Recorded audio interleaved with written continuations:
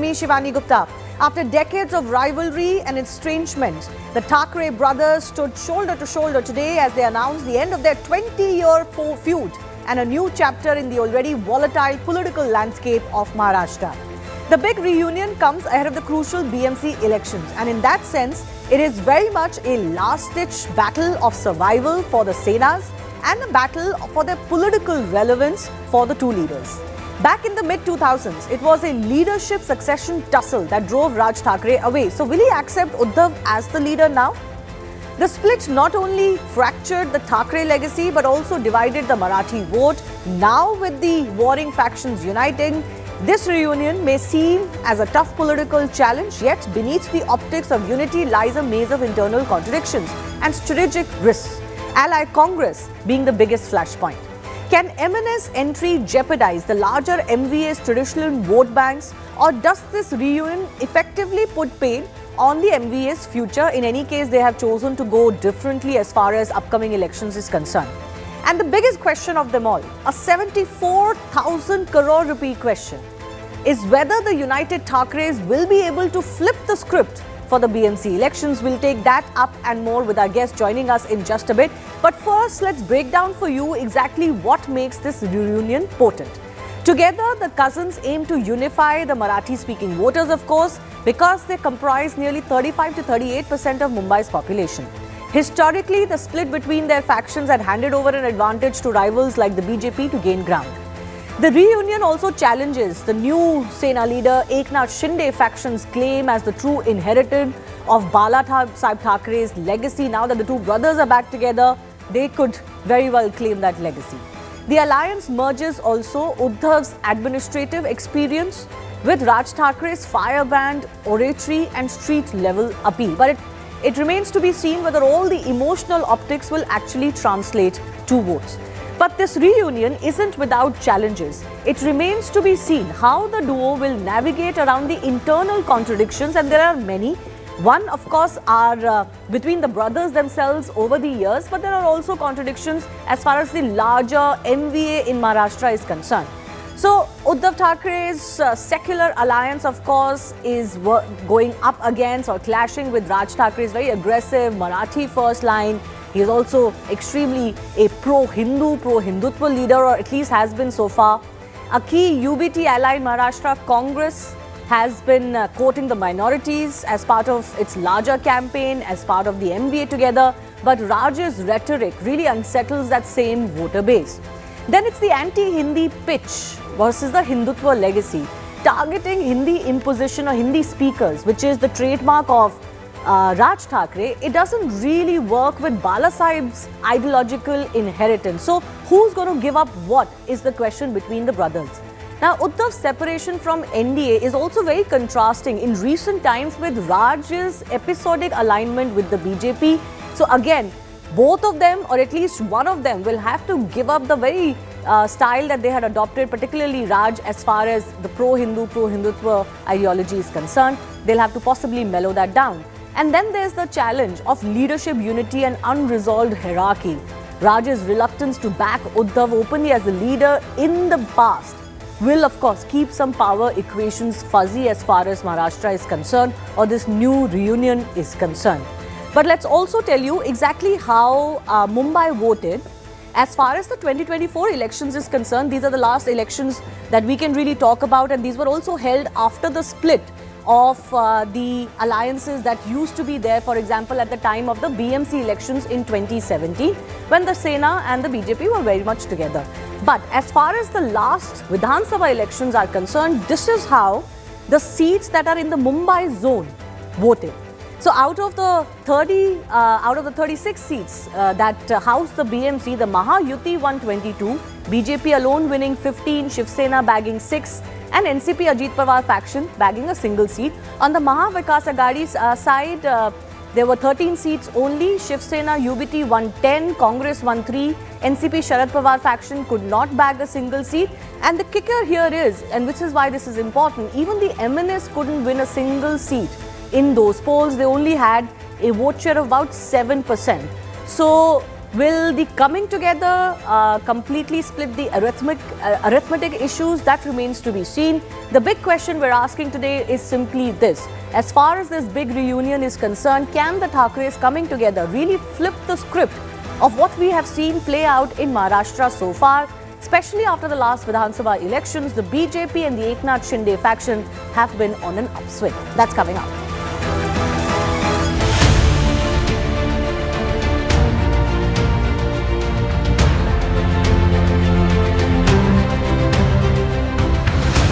आणि मी मागेच म्हटलं एकत्र आलो आहोत ते एकत्र राहण्यासाठी.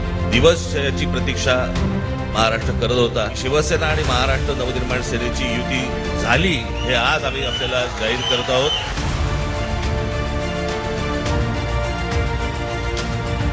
ये तो दोनों अपना अस्तित्व बचाने के लिए साथ में आए हैं. अस्तित्व बचाने के लिए साथ में आकर कोई चुनाव नहीं जीता जाता. शरद पवार जी और अजित पवार जी इकट्ठे आ रहे हैं, तो क्या महायुति टूट चुकी है?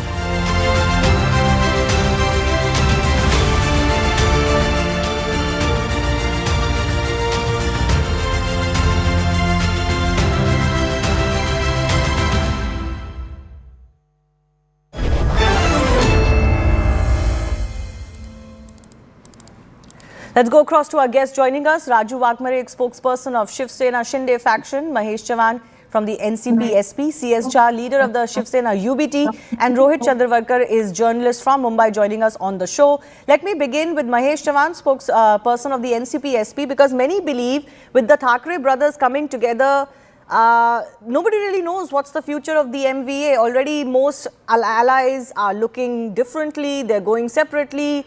Some are going solo. Some are coming together with their, age-old companions. What happens to the MVA? Is it effectively over?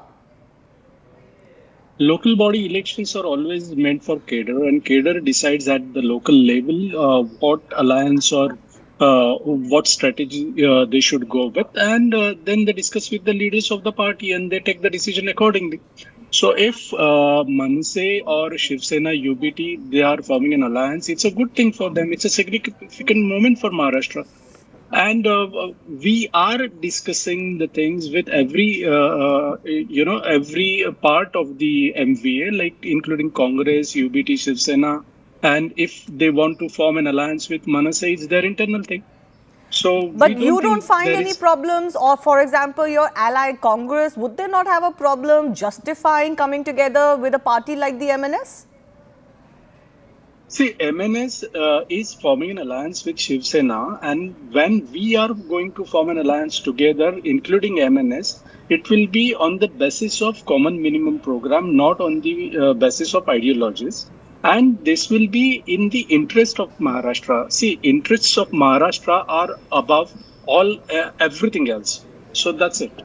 Okay, interest of Maharashtra. Mr. Vakmare, BJP, Eknath Shinde, Shiv Sena have been smirking at this alliance. You're calling it alliance of desperation. Yes, it is an alliance for survival, but they're doing what needs to be done. Are you worried that they could end up actually consolidating those Marathi votes? Absolutely not. We are not worried, not even minus 1%, because the Thackeray era of Mr. Uddhav Thackeray and Mr. Raj Thackeray has been the last countdown has been started. It's already the last election of Sthanik Swarajya Samstha. If you see the result, these people cannot even get out of their house. They cannot even went any. They didn't took any meetings, no rallies, nothing, because they already give up. This is the last ventilator kind of things that these two brothers are. And what agenda they will take to the Maharashtra and the Mumbai? What agenda they will take? Mr. Uddhav Thackeray, the Mumbai Mahanagar Palika was there with them last 25 years. They stripped Mumbai and they sold Mumbai. So there is nothing left. Mr. Raj Thackeray got Nasik Mahanagar Palika. He was zero over there. So the people of Maharashtra and the people of Mumbai, they absolutely know that these two brothers can't do anything in progress, can't do anything in development. They cannot do anything. So their era has been finished.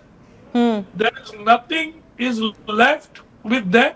Only the two brothers and the small bunch of party workers. Because you have to understand the MNS and the UPT party workers, they was against each other last 14 years. They are completely against each other last 10 to 12 But years. in Maharashtra, we have seen that, many age-old alliances have broken. Shiv Sena and BJP were also considered inseparable at one time, but it did happen. No, but And it's see, not like it the is- it's not like No, the no, no, no. Mahavikas Aghadi didn't reap some benefits. For example, in the see. general elections, they were ahead. If you look into that, these two brothers, why they separated? That is the first question. Why they separated? They separated because of the position. Mr. Raj Thackeray was left on a sideline when Mr. Hindu Hruday Samrat Balasaheb Thackeray was there. Who did Gaddari with Hindu Hruday Samrat Balasaheb Thackeray? The Raj Thackeray did when he was alive. So people of Maharashtra and Mumbai, Marathi Manus, who loves Hindu Hruday Samrat Bal Thackeray, he will never forget that. Now the second brother, Mr. Uddhav Thackeray, he did completely ideological Gaddari with Hindu Hruday Samrat Balasaheb Thackeray. Because Balasaheb Thackeray said, if I have to go with Congress, I will shut my shop. No, But I will not but a go lot with of Congress. water has Now listen flown to under me. the bridge No, since listen, all of please, this please. happened. Do you believe this is still a factor in Mumbai, in BMC? Because there is a legacy that the Shiv Sena has, and particularly the Thackerays have, as far as the BMC is concerned. The Could that be an legacy- emotive issue on which the Marathi Manus votes? No, Marathi Manus has been thrown out of Mumbai by Mr. Uddhav Thackeray. What do you mean? That- What do you mean by that? That is the thing. Because the development in Mumbai has been given to the builder's hand by Mr. Uddhav Thackeray. All the people who are staying in Mumbai, many and thousands and lakhs of people went to out of Mumbai because of Uddhav Thackeray. And Uddhav Thackeray's position about Mumbai. We are the party now, Shiv Sena. We are trying to develop a housing projects and bring back that Marathi Okay, Manus to Mumbai. well, the UBT, Shiv Sena or the MNS today are levelling the same charges against the BJP, Eknath Shinde combined. They're saying we are not going to allow Mumbai to be taken out of Maharashtra.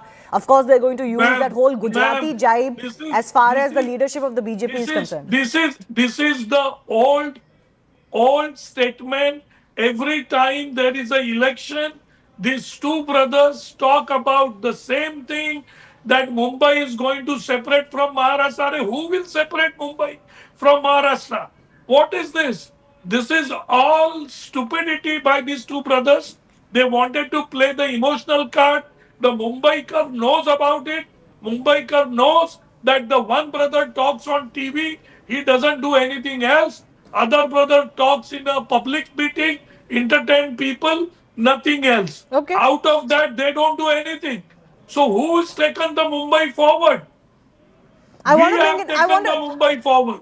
Let's wait and see. As BMC could be very different from the Vidhan Sabha. Vidhan Sabha was very different from the Lok Sabha. You never really know. In these days, you can't predict really which way the voter votes. But CS Jha, I want to bring you in.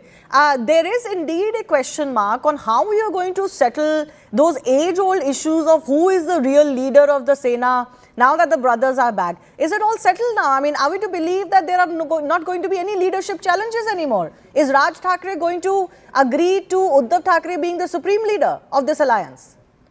It will never happen. CS Jha, See, the yes. first thing is that the BMC polls are being delayed for last 2 to 3 years.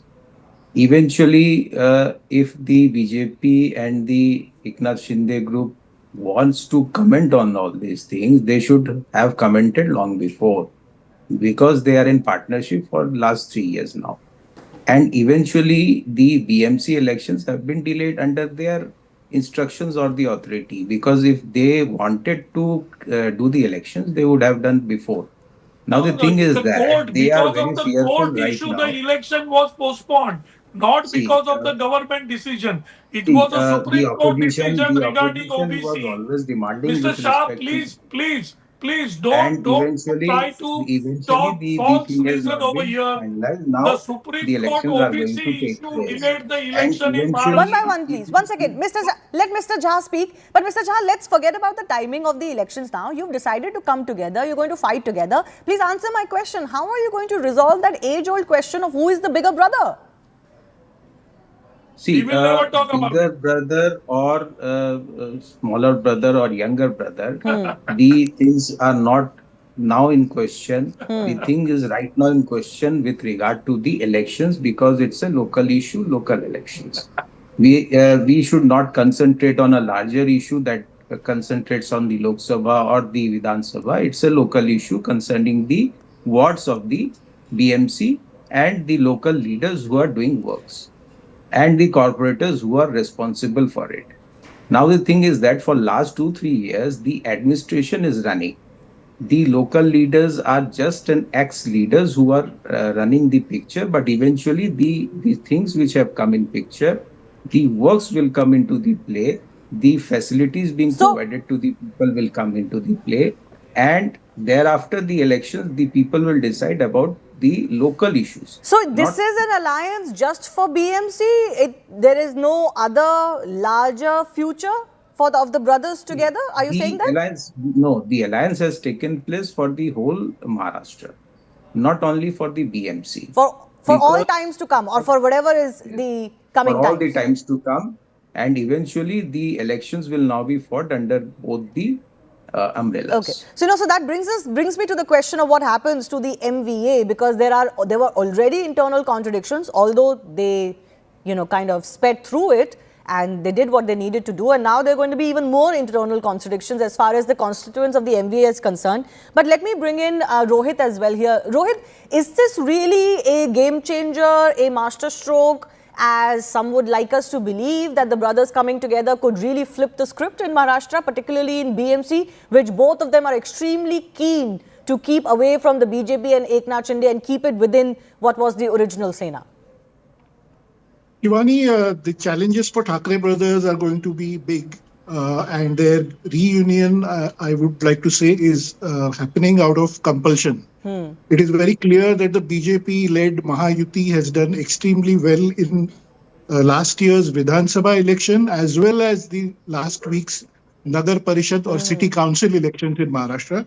And even before the Nagar Parishad or City Council elections happened, these brothers started discussing things because they know that by 2029, next assembly election, the BJP will be in a commanding position in kind of a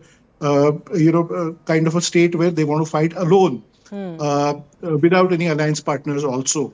Now, the big thing is, this is Mumbai BMC, that is the Brihan Mumbai Municipal Corporation, is the home turf for Uddhav Thackeray and Raj Thackeray, their home city, and the survival in that local municipal body is very crucial for them, because if they don't have power there, which they have had for more than 30 years, it will be an existential crisis for the Shiv Sena UBT as well as Raj Thackeray. So they figured out that there is no other way but to get together.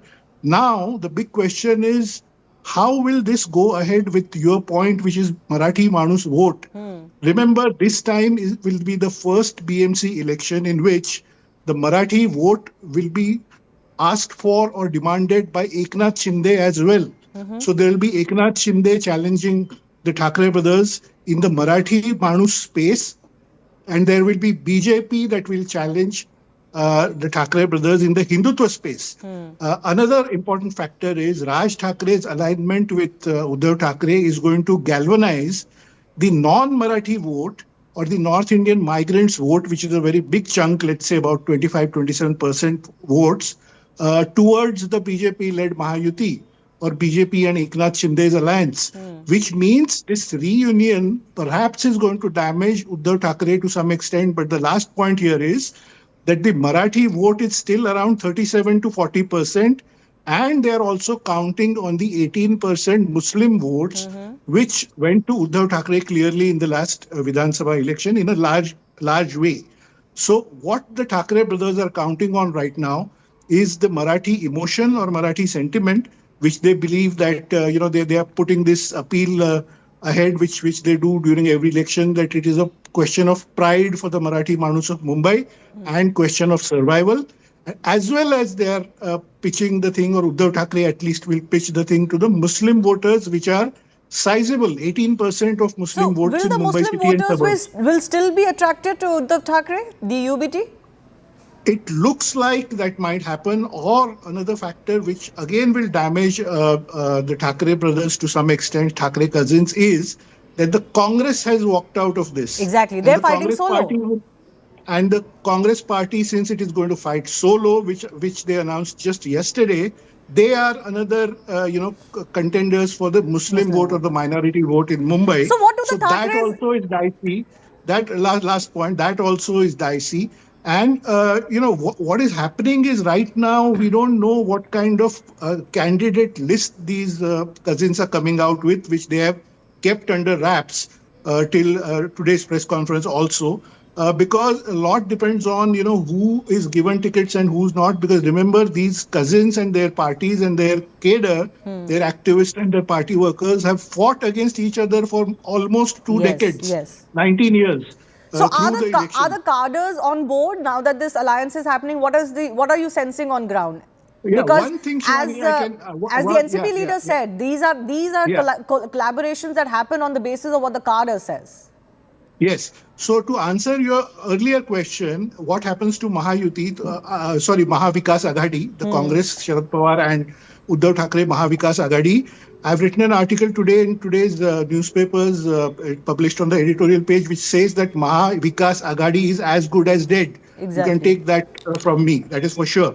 Because Exactly. Sharad Pawar is also not interested anymore in Mahavikas Aghadi. Congress has walked out and Uddhav has taken Raj along. Now to answer your question, what is going to happen in various constituencies and how the equation is going to work out, nobody knows right now. But various factors will come into play. The BJP is going to play Hindutva card as well as development card, and how they make an alliance with Eknath Shinde in terms of the seat sharing is the crucial thing that is going to happen. And of course, the Thackeray brothers will, one thing you can grant the Thackeray brothers is that they are good at creating this emotional appeal and holding events and speaking. But there is Marathi also well the and other all of challenge for them, which is that in a way they have anti-incumbency on them, because the Shiv Sena, by the fact that it has Mr. Jha been in charge of BMC for so long. In the last one, BJP and Shiv Sena were almost neck and neck. But it has been considered a Shiv Sena bastion, and there are so many questions on how the now 74,000 crore rupee budget of the BMC has been used. Has Mumbai really benefited from the richest municipality? Those are questions that will fall on your door, because you are the ones who have ruled the BMC. So you have anti-incumbency against you even more now, because the brothers have come together. Mr. Jha, please. Only Mr. Jha, then I'll come to the rest. The thing is that till 2022, the BMC was running in alliance with BJP. Shiv Sena and BJP was in alliance and they were running the BMC. The question of putting the burden only on Shiv Sena, that is our part, will not absolve the BJP also from that part. But Now, you are the one who eventually, claimed that this was your bastion, right? The BMC has been linked to Sena legacy, not to BJP's legacy. Yes. Nobody claims, but it's a legacy. It's a legacy which is being continuing, and it is not a claim. It is the people's faith which has given that legacy. So in any event, if the elections happen, the results will show the way what will happen and how the things will cover up. Okay. In all of this, one is wondering who's going to be the real Hindu Hriday Samrat anymore. Is it going to be Uddhav Thackeray, or has he lost that mantle forever after aligning with the Congress and the NCP?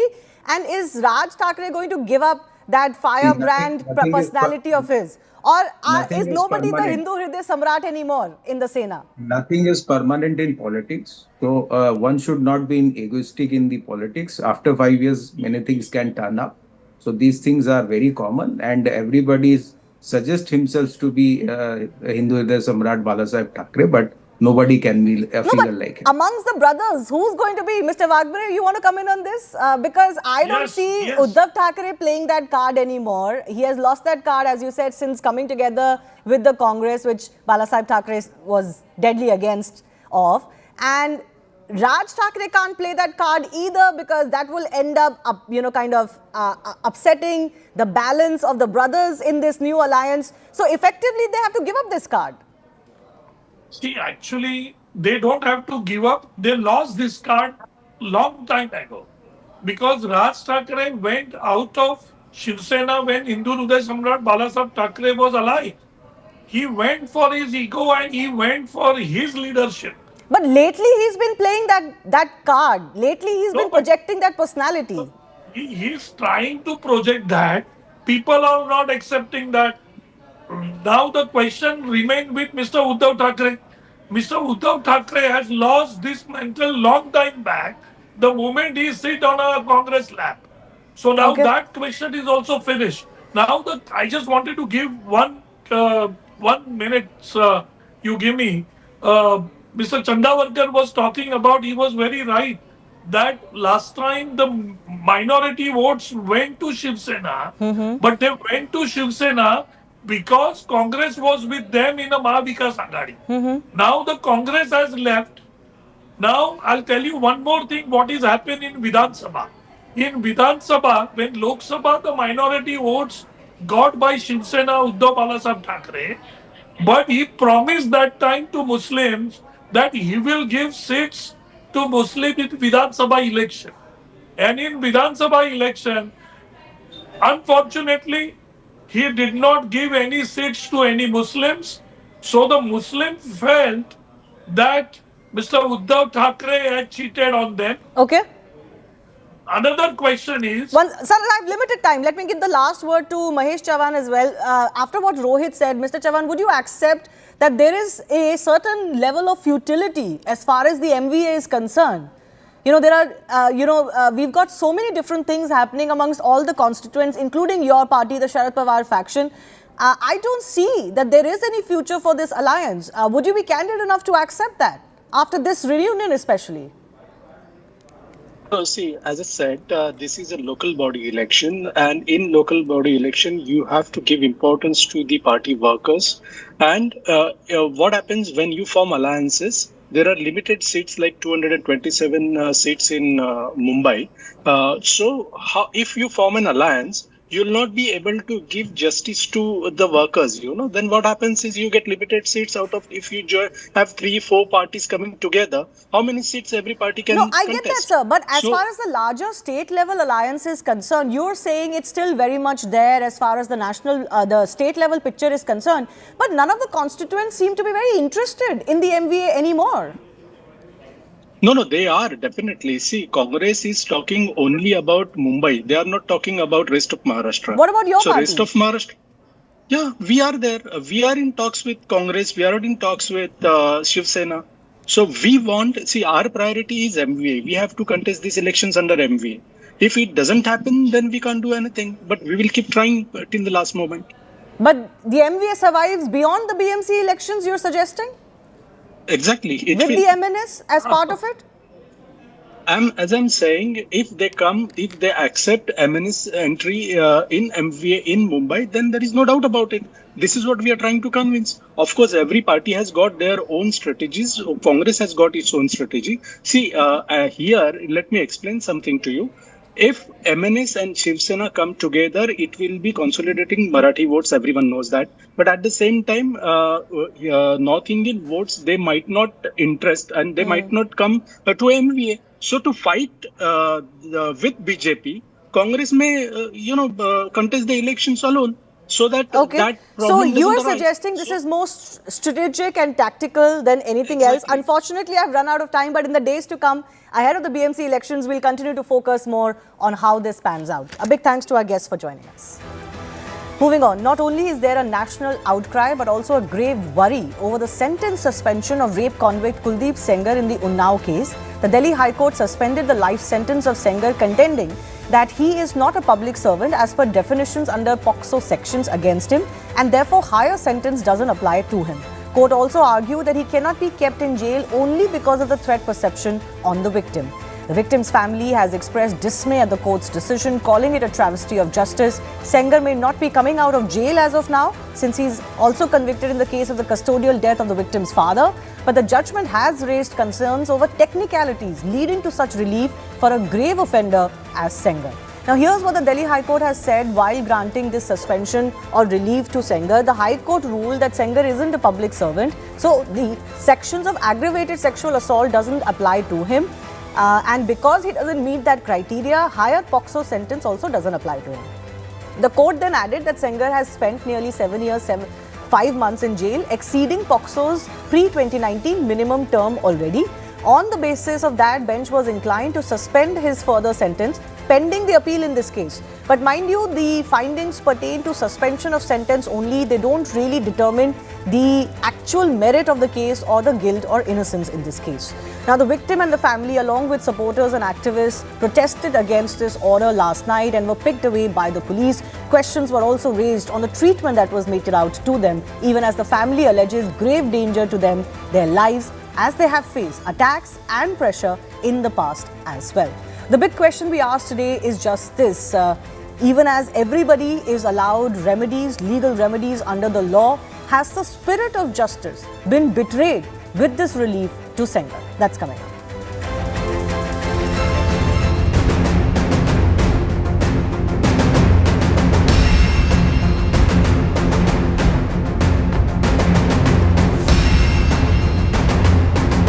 मुझे इस निर्णय से मुझे बहुत दुख है, तो मुझे लगा मैं हाई कोर्ट में ही अपना सुसाइड कर लूंगी। 8 साल की लड़ाई लड़ते लड़ते हमको आज न्याय नहीं मिला। दिल्ली में धरना देने से तो आप असुरक्षित कहाँ हैं? ये क्षण है कि हम सबको सामूहिक माफी मांग लेनी चाहिए देश की बच्चियों से।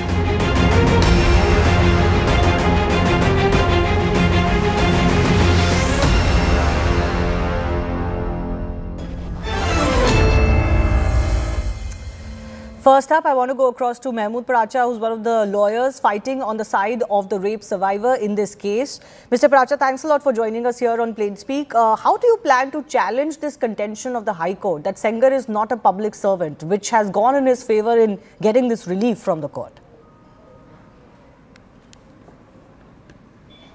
See, first of all, let's approach the issue first things first. The reason for grant of this bail is the following: that the High Court cannot decide the appeal, and therefore in time, or it will take some time to decide the appeal. Therefore, this convict deserves magnanimity and passion and kindness of the court. That is the reason, because you can't keep him endlessly in jail. Now, that is the base. So it is, if at all it is a fault of somebody, it's the fault of overburdening of the High Court. Should the convict get the benefit of that, totally neglecting the rights of not only this victim, but also the message it is going to send to society at large, that a person like Kuldeep Singh Sengar, who has raped, then ensured gang rape, then killed the father, then tried to kill the victim, in the process killing the lawyer and 2 of her relatives.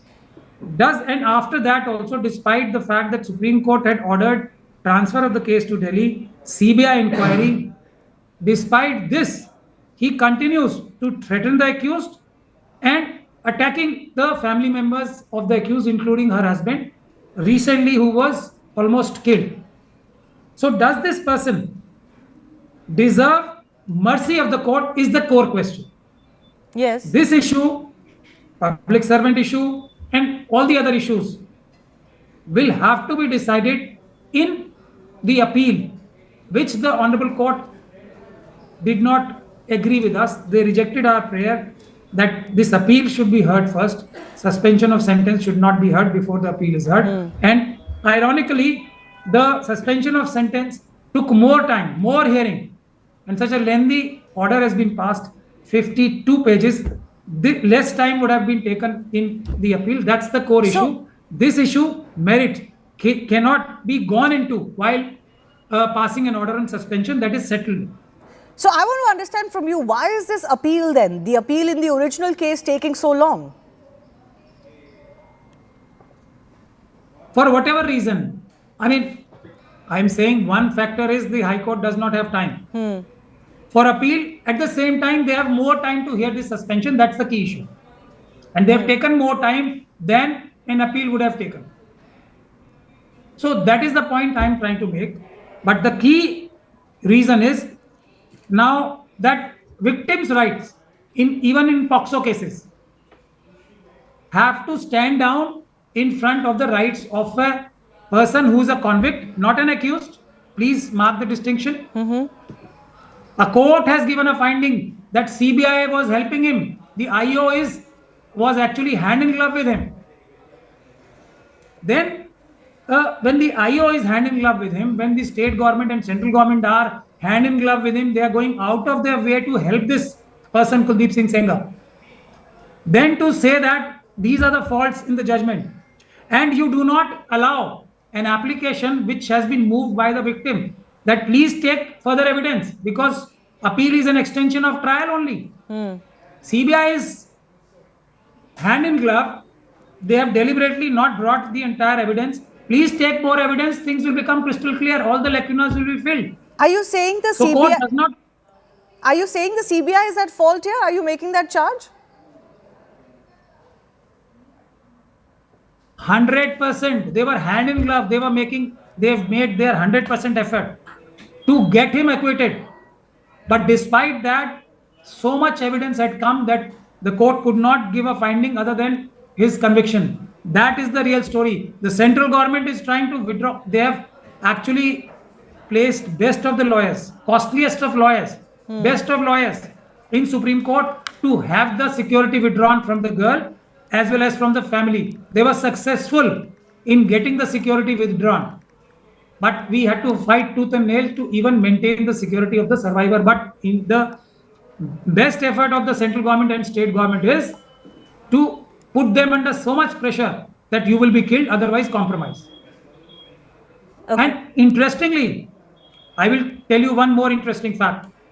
For the first time, one lawyer in the High Court, appearing from CBI, was trying to do his job honestly to some extent. To some extent, not entirely. He was not allowed to continue in this case. So do I need to say anything more? Nothing has been said about this aspect in the judgment. Can I ask you, Mehmood Pracha, will this order now adversely affect the appeal itself that you are bound to fight further? See, the damage has already been done. That appeal will never be heard in the lifetime of Mr. Kuldeep Singh Sengar or the victim. That is the game plan. Simple as this. Now he will stay out, keep on doing. And the worst part is that now people like him, if Kuldeep Singh Sengar, after doing all that which I have just said, can go scot-free, citing some technical reason, then nobody, no pedophile, no gang rape convict should be deprived of the mercy which was shown in this case, because this is the worst case which I have seen in my entire life. So if he deserves mercy, everybody else also deserves mercy. That is the implication of this case, and that's why I think people of India should rise up to sensitize the judges. Now, Okay. the time has come. Let me Judges ask you. have to be sensitized. Let to me come ask you, and see people and face- will also argue, Mehmood Pracha, that there are always, everybody has the right to legal remedy or legal relief. If it is under the purview of the law, the convict also has the right to appeal or get legal remedies as per law. In this case, the court found that certain sections didn't apply on him. How would you respond to that? I think on a lighter side, you don't have to play to be devil's advocate. this aspect is you are being the devil's advocate. Anyway, that was on the lighter side. I could not resist but say this. They have the right. Am I saying, did I not volunteer again and again and again that please hear the appeal first? Did I not say that? Did I not volunteer that please decide our application for further evidence? Because earlier what had happened was the convict had applied for further evidence. But when I started appearing, they realized that they are going to land in much bigger trouble. Then they withdrew that application. This suspension of sentence was actually postponed on this ground that there is an application pending from the convict side that they want further evidence.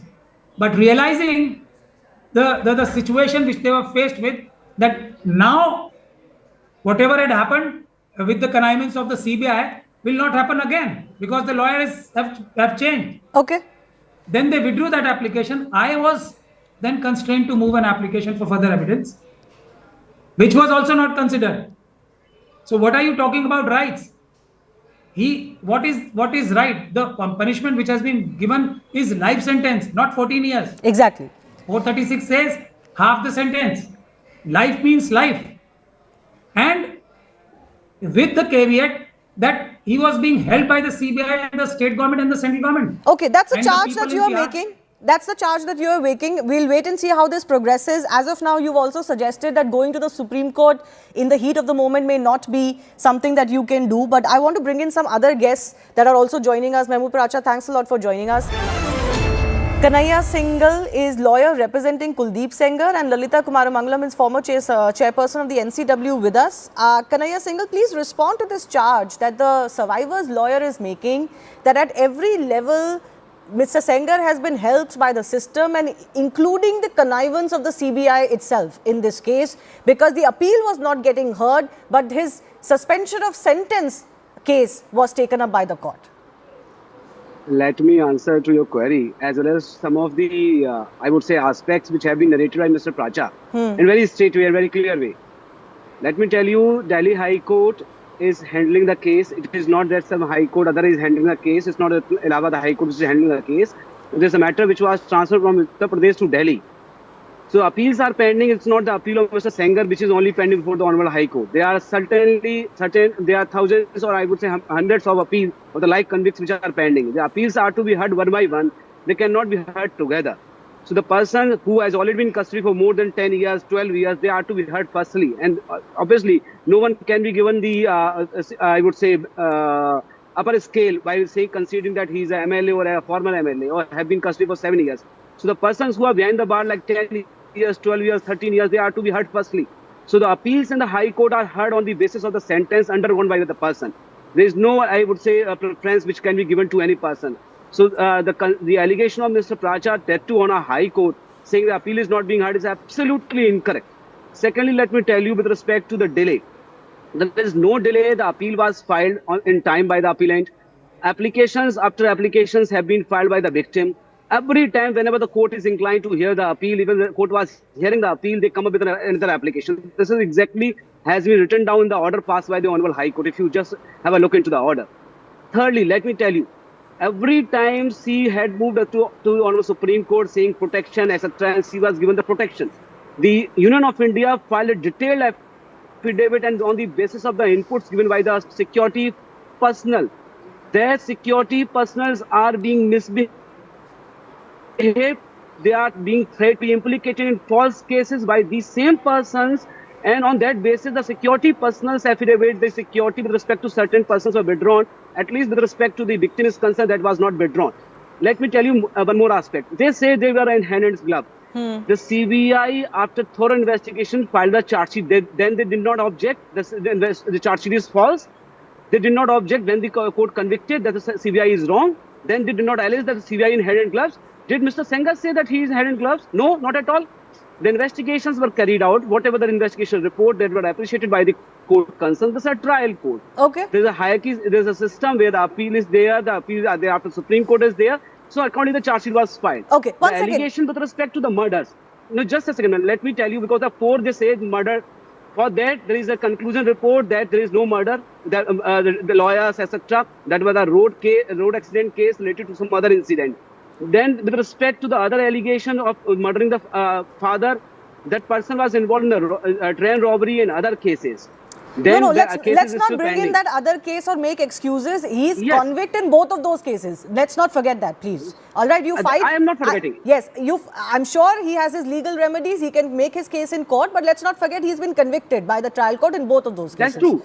But I want to go to Lalita Kumaramangalam. I want to go to Lalita Kumaramangalam. What has happened is that legal technicalities and legalese have taken over this case, but it has left a very bad taste in the mouth of all ordinary individuals, because there is a sense that the spirit of justice has been betrayed here. Would you agree?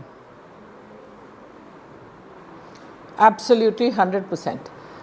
What has happened now is that every girl who may be at risk, or every girl who has been in any way sexually compromised, will think that if a man has money, if he has influence, there's no point in even filing a case.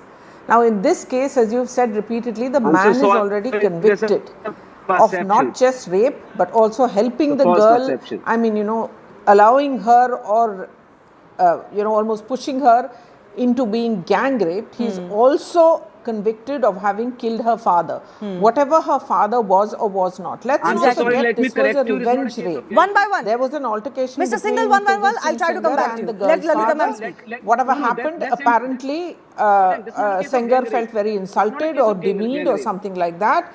We know how male egos can be. And then after... Hello? Ma'am, can you hear me? Please go ahead. Me? Yeah. Okay. Let me try and reconnect that line. Yes, Mr. Kanhaiya Singhal, what were you saying? Ma'am, first of all, let me tell you, it's not a case of gang rape. The trial court itself acquitted all the other accused persons, saying this is not a case of gang rape at all. Why we are terming a case which is not a case of gang rape, turning into a gang rape case? It was a case of a rape simpliciter as per the case of prosecution. As per the, just read the charge sheet. It's not a simple rape, sir. No rape is simple. No, I agree that no rape is simple. I don't say it's a simple. But what I'm trying to tell you, please read the charge sheet. Please read the evidence. The moment you read the evidence, please don't bring your personal perception in the arena of law. We do not know. Okay, the moment fair enough. will be decided, you people will all right, come to Mr. know Singhal, fair enough. Fair enough, fair enough. Let Lalita ma'am complete. She lost her line. Yes. But ma'am, what is to be done here? Is there a lacuna in the POCSO sections that have somehow been highlighted because of this case? For example, this contention by the court that this MLA cannot be considered public servant because there is a very particular definition under POCSO Act of who is to be considered a public servant. Do you think we need to rethink about these sections now? Yes, definitely, because what is an MLA if he is not a public servant? Exactly. He is elected by the electorate, yes, but his salary, his house, everything is paid for from the taxes paid by public, by the ordinary Indian. Now, that is a technicality. Yes, I think the law does need to be looked into again, but what is the most frightening thing in this case is that this gentleman Kuldeep Singh Sengar has been convicted already of rape and murder. All on what? A flimsy excuse like revenge or ego problem or whatever it is. I'm not sure about it. But in the, it's not as if this girl, he saw her somewhere and then he liked her and picked it up and did what he shouldn't have done at all. Now, if a court suspends the sentence of somebody like this, what message do you think that it sends to the average Indian girl? Yes. It is also been very clearly said by the court. More than once, sir, don't interrupt, don't be rude. I didn't speak at all when you were speaking. Let me speak. No, I also have the right to speak. You should know it's a case of false implication. I know enough. Stop lecturing me. No, please. I know enough. Please stop lecturing me. Mr. Singhal, don't try to prevent me from speaking. I don't want to allow this because like this, neither of you are going to be heard. I will try and come back to you for a minute. Please be patient. Yes, Lalita ma'am. The man was convicted. If you say that his sentence is suspended, even if he is still in jail, there will be many other people like this who've raped many other girls below and maybe even boys, children below the age of 18, what will, every lawyer will say a judgment has already been passed in one case, why shouldn't it be passed in some other case? This is also the fear that many of us who work in the field are afraid of. The law is always quoted over and over again, like this gentleman, the lawyer on this panel is quoting, right? So when you are doing justice, you also need to be seen to be doing justice. Okay. It doesn't seem What has to happened? the average person. What has happened in this case is that and in the villages of India, that this is justice. So what has happened in this case, and Mr. Sengar, I'll allow you a minute to hear on this, that the entire conviction itself has been appended because the section on which he was convicted in itself has been thrown away by the High Court, and this will have a large implication, which is what everybody is worried about, on the actual appeal, on the merit of the case. Mr. Sengar, are you feeling buoyant because of this sentence suspension and what the court has said on the public servant part? Let me tell you two things. They are just the prima facie finding. They are not the final finding of guilt or an acquittal. This is what exactly you said so. But having said so, that while suffering more than 7.5 years in judicial custody, which is the maximum sentence, he was convicted of a grave offence. What do you mean suffering? What do you mean suffering? He deserved that punishment. But that is subject to appeal. That is subject to appeal. That is subject to appeal. If a court convicts someone, that does not mean that's a final judgment. Even if you go, in a case of terrorist, in the case of other person, you go up to the UN, you go up to the European Court, you go up to the Honorable Supreme Court, and there the Honorable Supreme Court comes to the conclusion that yes, the person has been wrongly convicted. You do not highlight the same. You have to understand, ma'am, please try to understand. Personal perception and media trial is something else than the actual case. If you look into Tihar jail, there are at least 5,000 people who are languishing in jail in a case of POXO and 376 rape. Please don't confuse accused with convicts. Convicts are not languishing. Convicts are serving their sentence. Convicts are serving their sentence. Trial accused is a separate matter. Mr. Sengar, you tell me please. Mr. Sengar, you please tell me this. Are you now planning to appeal that other case as well, in which he's serving a 10-year sentence and because of which he's not walking out? What is going to be your argument in that case? That matter has already been heard. It is already reserved. So I do not want to make any comment on the same. Okay. The judicial decision is pending on the same. And I had already argued that case. The judicial decision is pending. I should not comment on the same. Lalita ji, I have 30 seconds left, unfortunately. I just need 10 more seconds. Yes. Let me tell you, there's no charge of murder against Mr. Sengar till date. No charge.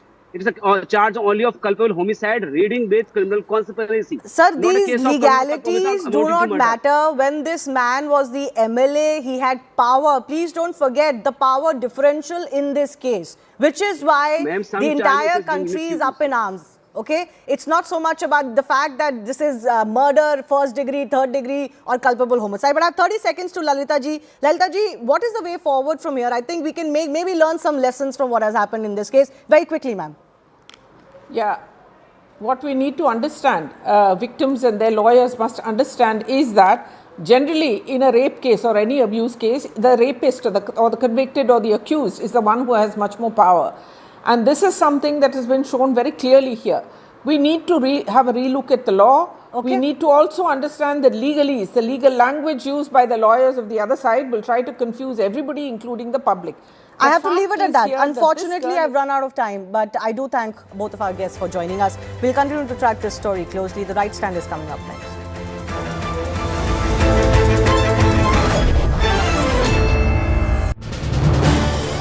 This is News 18 Network.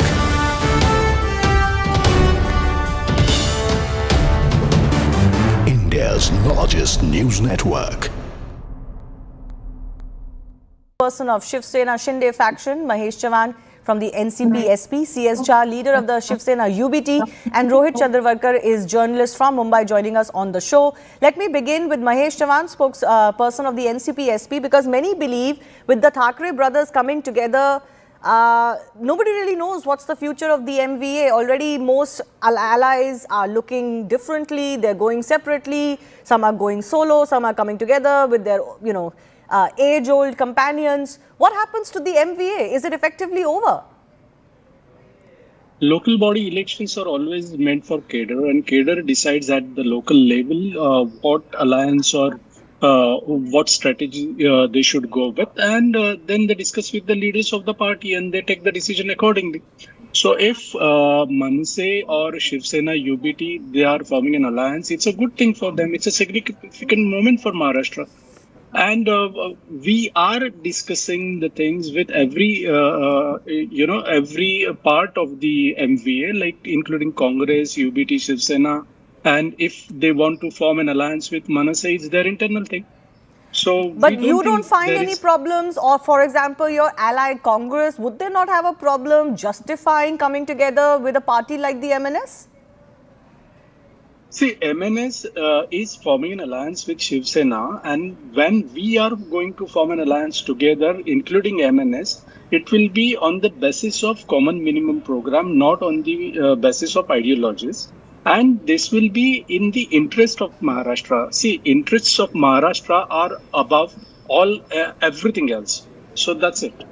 Okay, interest of Maharashtra, Mr. Wagmare, BJP, Eknath Shinde, Shiv Sena have been smirking at this alliance. You're calling it alliance of desperation.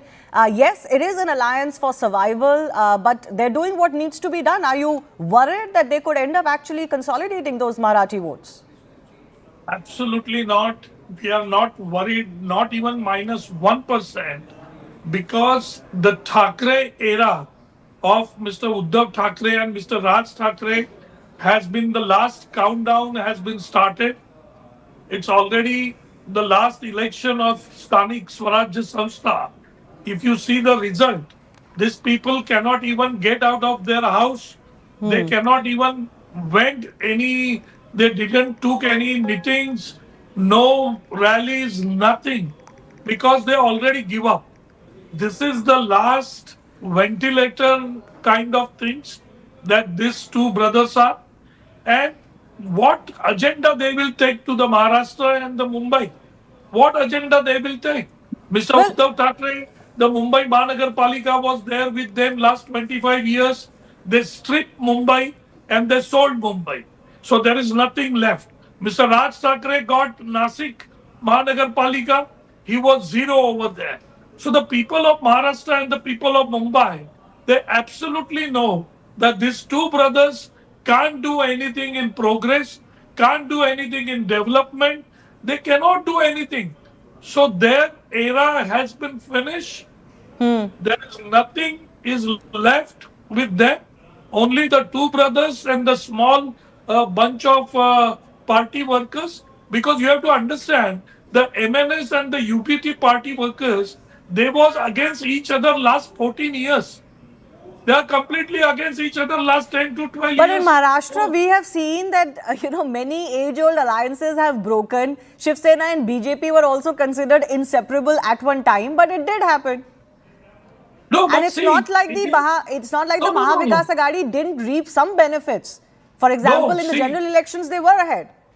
If you look into that, these two brothers, why they separated? That is the first question. Why they separated? They separated because of the position.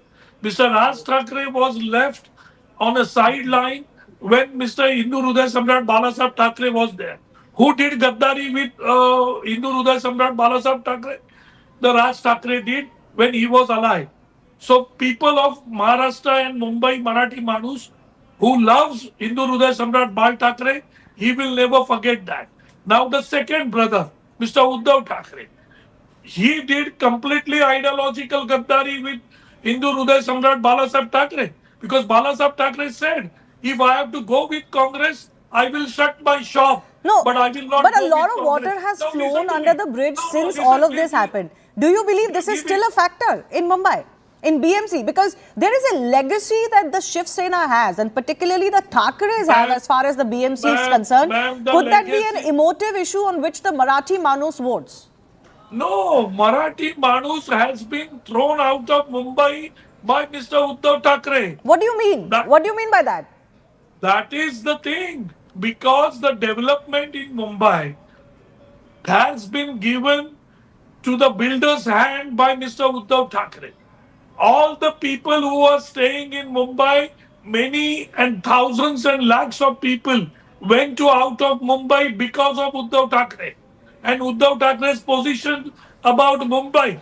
We are the party now, Shiv Sena. We are trying to develop a housing projects and bring back that Marathi values to Mumbai. Well, the UBT, Shiv Sena or the MNS today are levelling the same charges against the BJP, Eknath Shinde combined. They're saying we are not going to allow Mumbai to be taken out of Maharashtra. Of course, they're going to use that whole Gujarati jibe.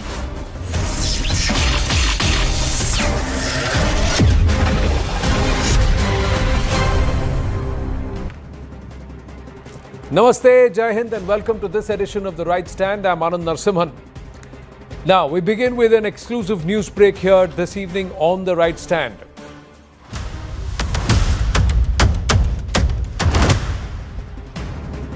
US Defense Department linked assessments have now shed fresh light on how China and Pakistan are recalibrating their approach towards Bharat through coordinated grey zone strategies, operations designed to apply sustained pressure without crossing the threshold of open war.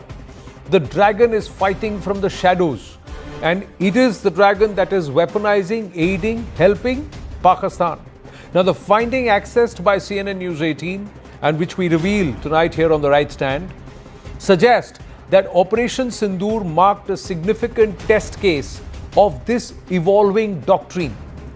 Now, according to the assessment, Pakistan executed the visible, kinetic and proxy elements of pressure during the operation, while China remained largely in the background, in the shadows, shaping the battlefield through information warfare, cyber activity, intelligence support and diplomatic maneuvering. Chinese satellite coverage and electronic surveillance inputs are believed to have enhanced Pakistan's real-time situational